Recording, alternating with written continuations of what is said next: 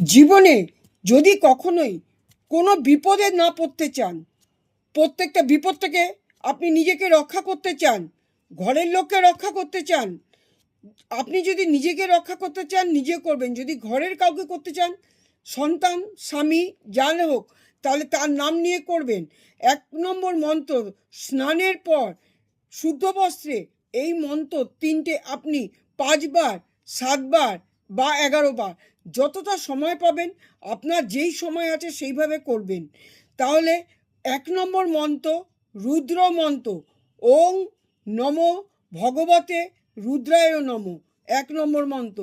2 নম্বর দুং দুর্গে দুর্গে রক্ষিণী শোভা হ্রিং দুর্গায় নমঃ, দ্বিতীয় মন্ত্র হলো। 3 নম্বর মন্ত্র ওং হ্লিং ক্লিং বগলা মুখ্যই নমঃ।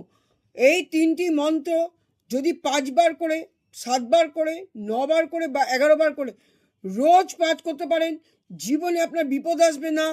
যেই বিবাহ আটকে যাচ্ছে বিবাহ হবে। যদি কারুর সন্তান সন্ততি না হয়, প্রথম দিকেই যদি তারা চেষ্টা করে তাহলে সন্তান সন্ততি তাদের জীবনে হবে, করে দেখবেন এটা। আর যে কোনো দুর্ঘটনা থেকে অবশ্যই মুক্ত লাভ আপনি করবেন। বা যদি আপনার কোনো গাড়ি আছে, আপনি গাড়ি খাটান, ভাড়ায় খাটান, যদি এটা করেন তাহলে মা বগলা দেবী বা এই 3টি মন্ত্র পাঠ করলে অবশ্যই আপনি বিপদ থেকে রক্ষা পাবেন, গাড়ি দুর্ঘটনা থেকে নিজেকেও রক্ষা করতে পারবেন।